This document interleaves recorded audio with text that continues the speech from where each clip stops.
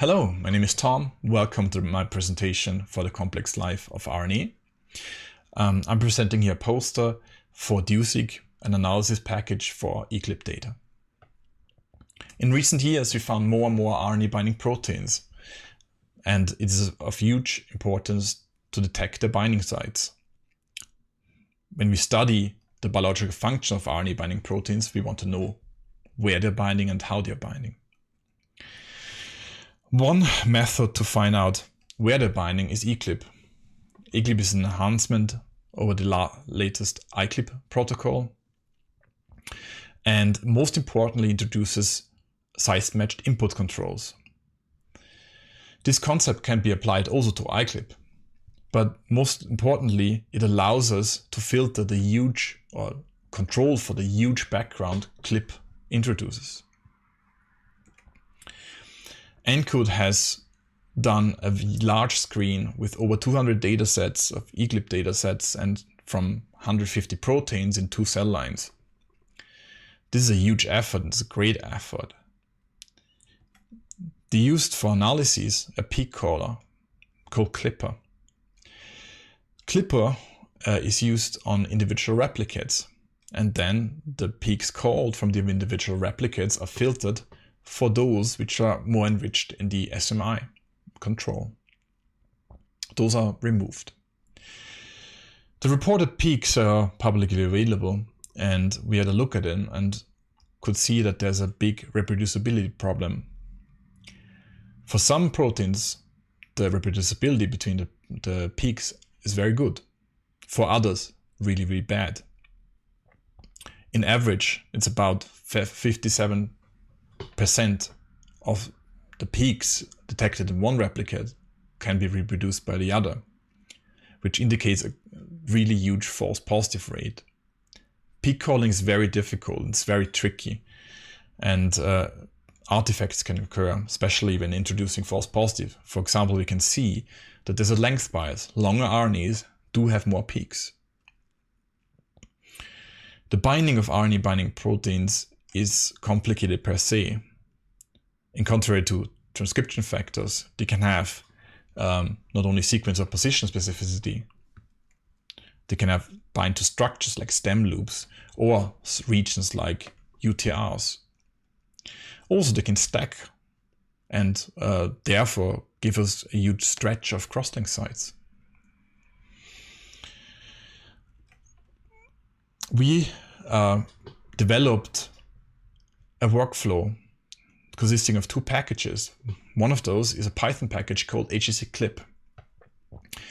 This package is for pre-processing those reads from CLIP datasets. And those crosslink sites can be counted.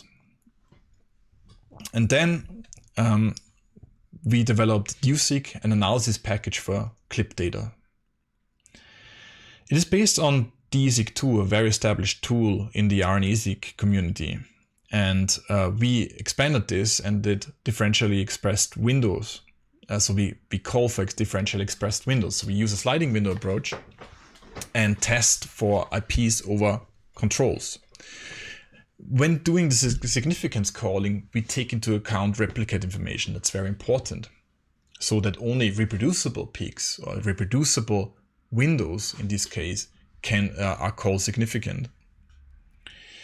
Does this work? So we tried to find a benchmark, and one of the benchmarks you can do is by known motifs. So some RNA binding proteins do have a known motif, and we can look if in the binding sites detected by the methods those motifs occur. As you can see here in gray, you can see the amount of binding sites containing the motif detected in both methods. So those are binding sites detected in both methods. Those have an average about 30%. 30% of those peaks have a known motif. In the binding sites only detected in DEWSeq, we find over 60% of known motifs, whereas in binding sites only found in Clipper, and this is the reproducible one even, so reproducible means it has to be found in both of the individual replicates. we hardly find any of those motifs. So this gives a good indication that we're on the right track. Also, we can see that the reproducibility is improving a lot, and we are dealing with the length bias.